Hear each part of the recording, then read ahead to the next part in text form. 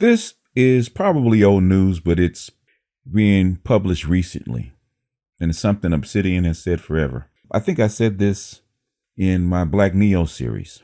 Black women have the highest rate of children with different fathers.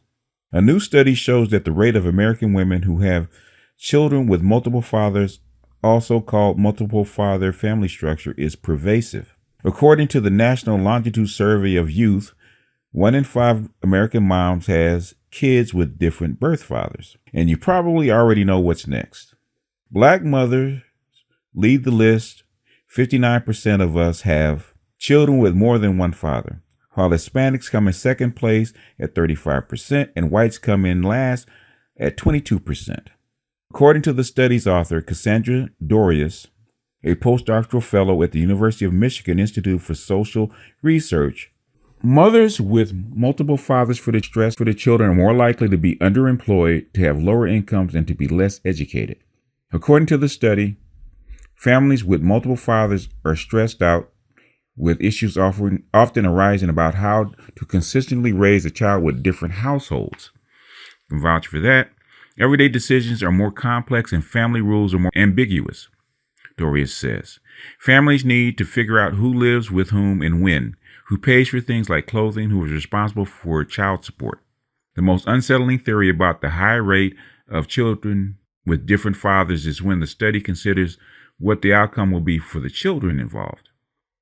It is possible that some of these kids will be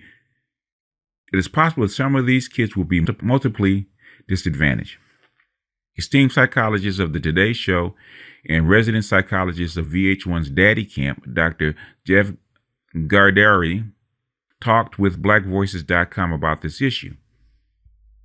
Past, multiple fathers was more of a product of poverty and the ravages of racism in the Black community. And we do know that it caused more conflict and confusion for kids and a harder time for moms to manage.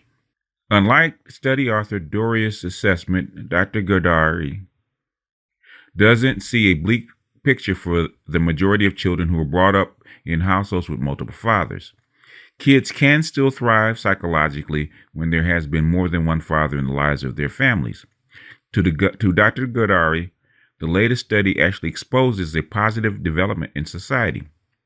I believe that instead of just seeing this as a deficit issue, I want to look at it from a strength-based viewpoint. It now seems this phenomenon may be based not only just on poverty and racism, but more on the issues of lower marriage rates. I have said that in the past. Higher divorce rates, less available men who are willing to totally commit, and women who can either go it alone or manage the situation with multiple fathers. Honestly, I think we do ourselves and our children a disservice by trying to put a positive spin on these findings. It is no secret that many of our children are not only growing up with multiple fathers, but without fathers. And we see how far that has gotten us. I think I can speak for most Black women that no one plans to have children by different men. I'll let that sit for a second. For many of these women, the children produced with different men occur in unplanned pregnancies.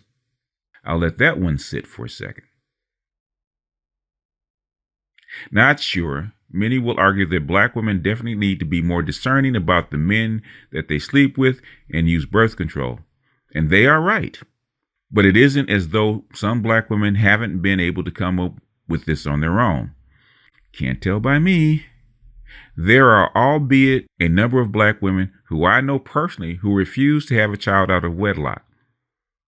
Some of these women are still waiting to conceive deep into their 40s. I think if they're still waiting to conceive, I think that ship has sailed with no suitor in sight. Yes, the ship has sailed for women. If you're deep in your 40s and the ship's already you're waiting to conceive, your ship has sailed unless you're going to pay like $50,000 to get a surrogate. So there is a problem. And the other side of the problem is indeed some Black men. It did say some. I have to give her credit. For some of those hardworking mothers with different baby daddies, there is a major discrepancy between what they and their significant other want. I don't know how many Black men I've seen who will date the mother of their children for years, probably because she's not a wife. These men love their children and more often than not take care of their responsibilities. But when it comes to making the relationships they have with their women official, there's a lot of backpedaling. I wonder why. When I have asked jokingly, no pressure, yeah, right, when they are going to put a ring on their lady's finger, they're quick to say that they aren't the marrying type. Too bad they didn't realize they're also not the father type. Well, that's too late. I think the mothers of the children should have realized that. And when said woman gets tired of waiting, she often breaks it off with her child's father and starts the next relationship anew, hoping that this relationship will be the one that finally elevates her from girlfriend and baby's mama to wife. And for many, their day hasn't come yet. I am not surprised.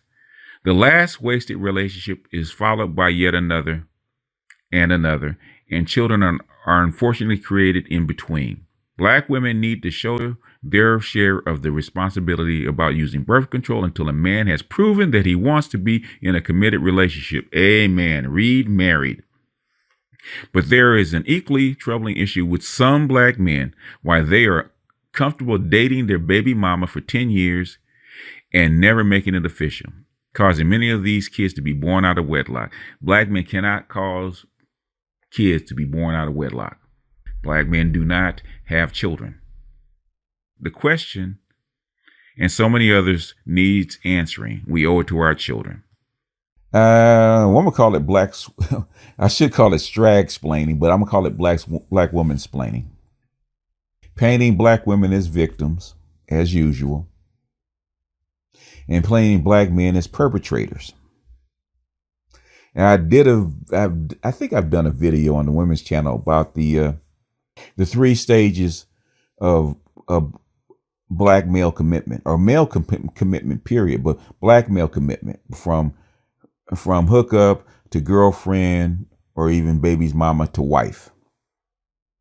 And a lot of women know that they don't qualify for wife, and they're hoping to actually bypass that by having a baby.